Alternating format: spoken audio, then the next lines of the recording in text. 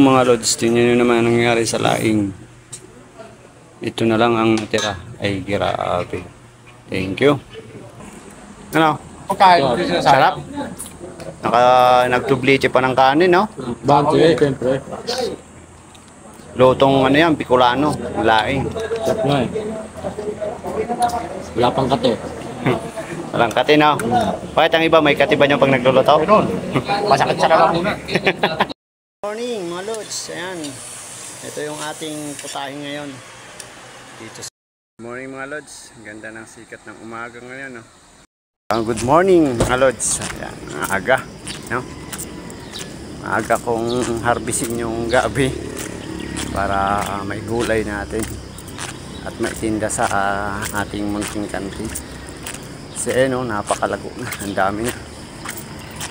So ano natin para meron tayong laing na pangtinda ba. Dami na kasi oh. Naka-recover siya kasi laging maulan tapos hindi na gaanong nalamog ng pato. Kaya nakakalago na yung ating tanim na gabi dito. Ayan. Ang dami. Pasikat pa lang yung araw, wala pa yung ating mga idol Suction Boys. So mag-harvest muna tayo habang hindi pa busy sa kantin, wala pang nag-aalmusal.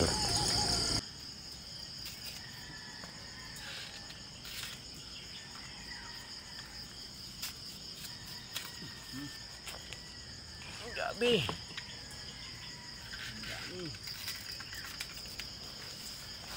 Lalamog ng pato.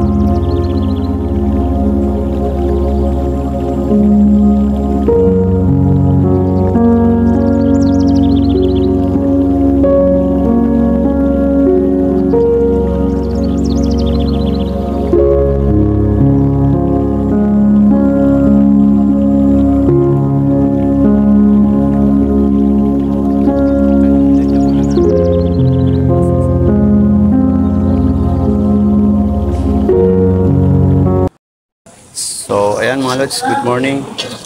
Ito na po yung ating hinarvest na laing, no?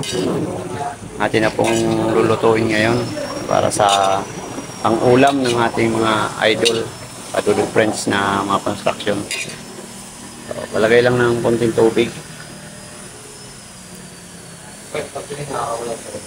Tama naman. So, ayan, hintayin lang natin po yan na mintis. So bali ang sahog po natin yan ay meat. Yan. So kailangan lang natin muna yung takpan, no? So nilagay na natin dyan yung mga ingredients na bawang, sibuyas at luya. Mga lods. Yun, no? Medyo impis na siya. So pasensya na kayo at maingay dito talaga dahil nandito tayo sa isang construction site, no? Tanggalin na natin itong takip kasi nabasag na yung ano, wala nang mahawakan. Sasama ko na itong lahok na rin na ano, no? Pritong tulingan para mas maraming lahok. So kailangan lang ng gabi ay pasensyoso ka. Hindi mo kailangan haluin ng haluin. Sabi ng matatanda, kakati daw.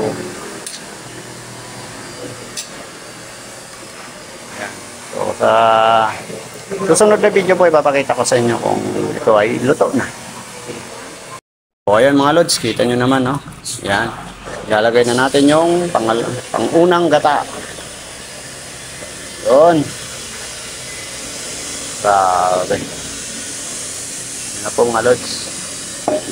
Ating laing. Napatunayan. Mas masarap ang laing kapag tuyo, pinilad.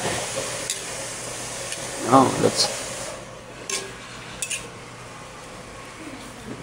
ngayon ay maglalagay tayo ng pork cubes. 2 pirasong pork cubes para mas masarap. Yan. Natin ang pork cubes.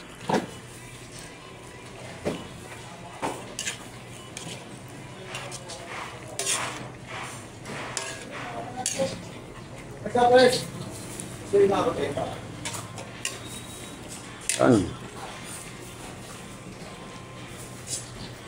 Sarap nito mga lodi. Lutong Bicol na laing.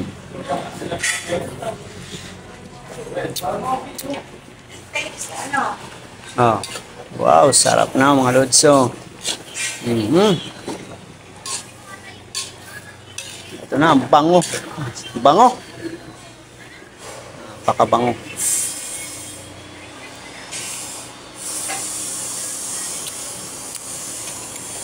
Yan. Ayan na mga lods, ilalagay na natin ang papasarap.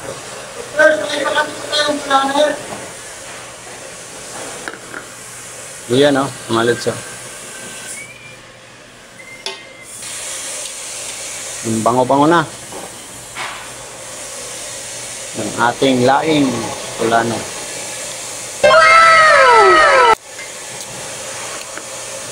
Kailangan natin lagyan ng asukal. Yan yung sekreto dyan. Nagpapasarap lalo sa laing.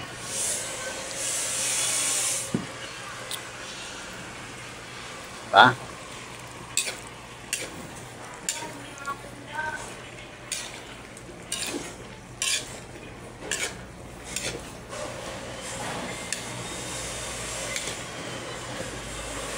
Grabe ang lods, oh.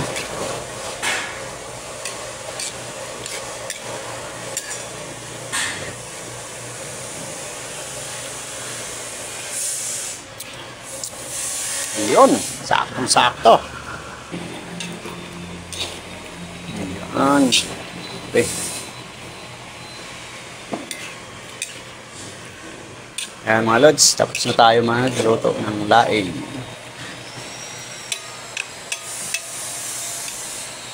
Mapapalaban na naman ito ang ating mga construction boy.